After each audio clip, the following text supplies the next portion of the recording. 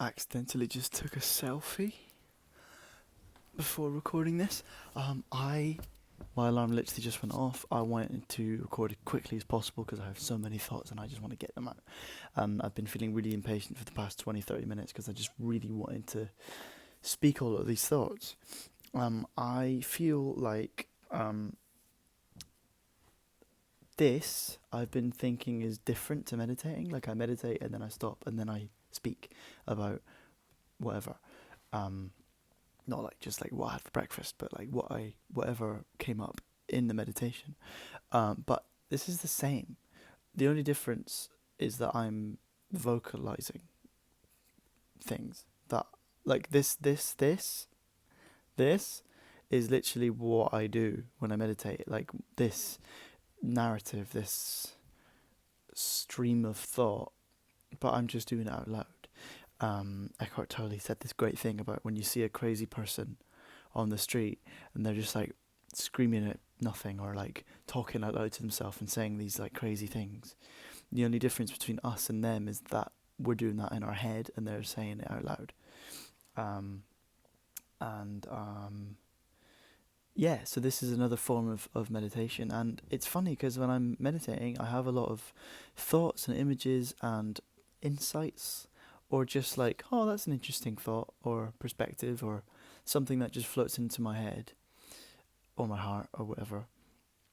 I think it's my heart, but then my brain processes it into a way of expressing that feeling.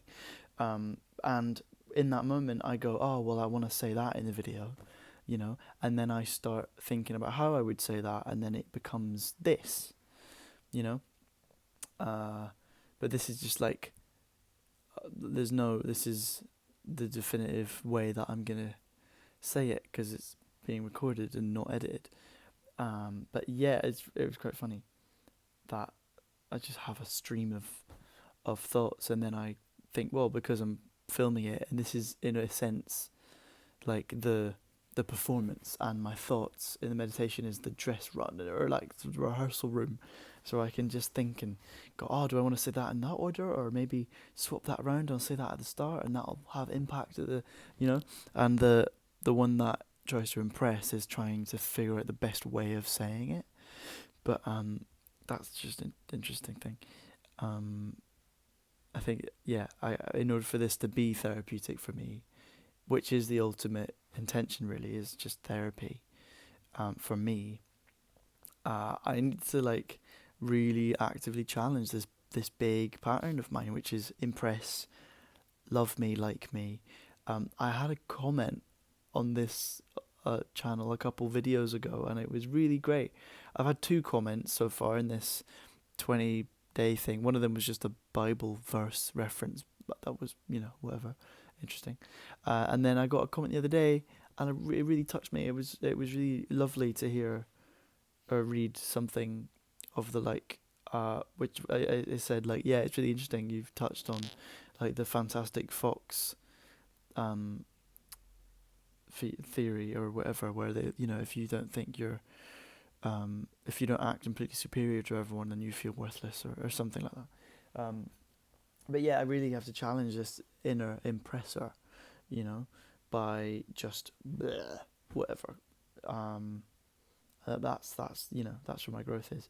But in doing this, in my meditation, I know because I'm gonna film this afterwards, I think through like all the different ways I could say something, all the different things I could say. One thing that I wanted to speak about, because I thought this was really nice and interesting, and this was like the insight of the day, really, is just quickly say this. I'm gonna start meditating for 2 hours in a specific time of the day, because if I can do that, then I can start revolving my life around those 2 hours, and that becomes a lot more.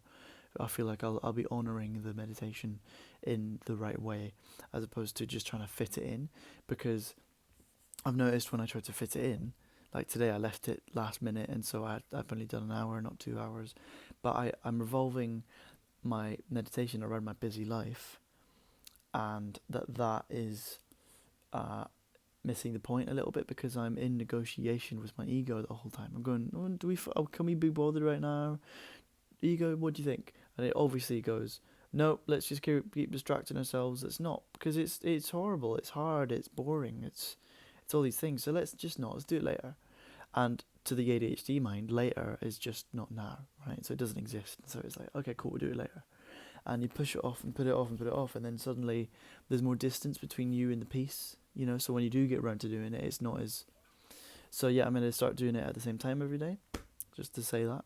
But the insight that I wanted to speak about was, I think there's a expectation that I put on myself, right? So when I start meditating, that I need to go straight to the deep parts of me, or straight to the really vulnerable core feelings of the little child that feels hurt, and he'll run into my arms and I can just hold him, and then we'll cry it all out in a an avalanche of emotion. And that if I'm not doing that, or in that experience, then I'm not doing it right, or or something's not right or not working, or I'm not a great meditator yet, you know.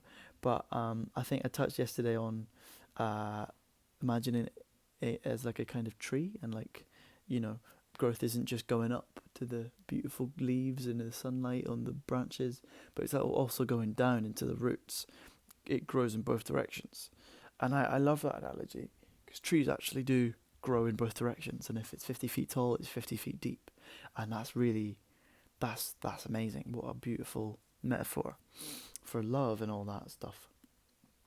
Uh, yeah, the thing that I got today was, when you close your eyes, you just land at a part of the tree, wherever you are in that moment on that day, and there's 1,000 million factors.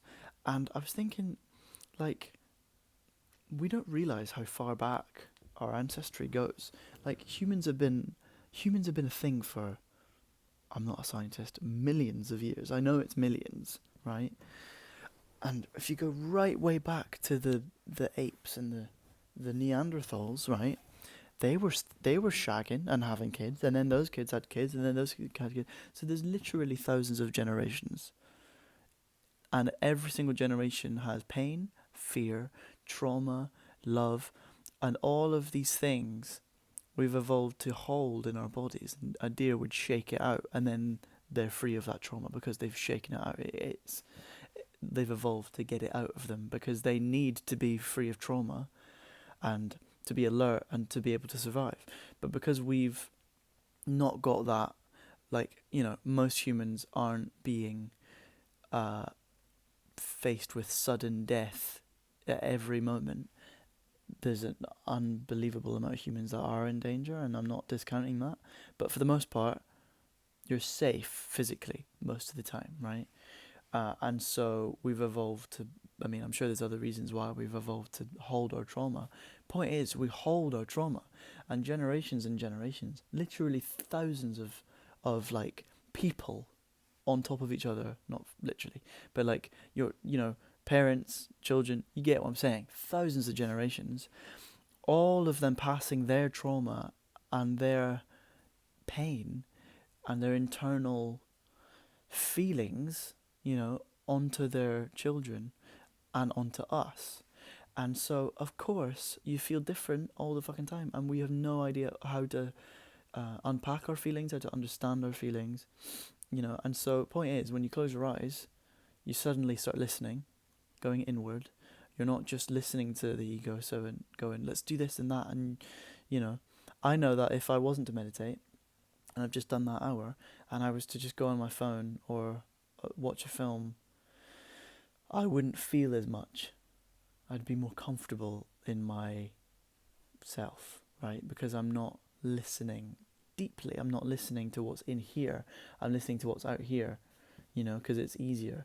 But the point is, right, when you do close your eyes and you listen, you land somewhere on the tree, because you just land somewhere, and it's always different. It's always a different part of the tree. Sometimes I'm in the sunlight, the top of the very, very top of the branches, and I feel complete peace and joy straight away.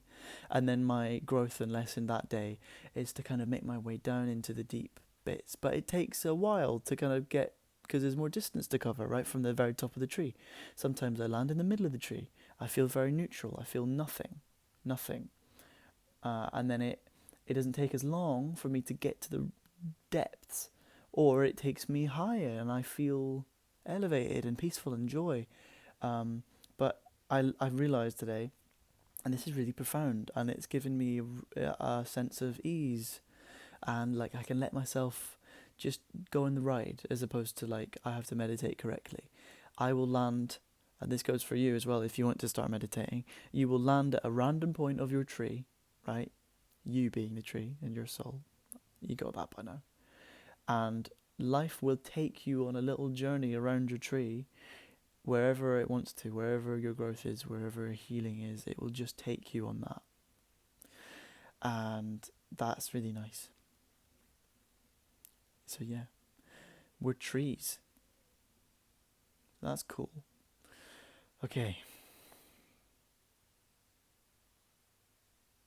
I'm glad that I got that out. My ego couldn't speak like that for 11 minutes. You just start talking and it starts coming out. And the thing that I put Kyle Cease on a pedestal for, and all these people, is doing that, what I just did, on stage to 1,000 people. Because my ego, for some reason, believes that being on a stage and talking like I'm talking, being free in my words and feeling a sense of excitement for what I'm saying, is different when you're in front of 1,000 people to when you're just sat in your room talking to a camera. There's a difference there. But in both, I'm just sat in a room talking. But there's an egoic narrative that I have attached onto those two situations and made them different when they're not, you know? This is going to help my acting as well, by the way. Because if I was able to really feel and really bodily realize in myself fully, and start to really embody that, being in front of a IMAX camera that's right there, and I'm getting my close up for the, and it's the most important scene in the film for my character, and I have to cry, and I've got all that pressure. If I'm able to really just get present and fully embody that moment is no more important than just sat in my room in the middle of the night, That's where the gold is. No moment is more significant than any other moment. And no person, by the way. Cool. Later. Love you.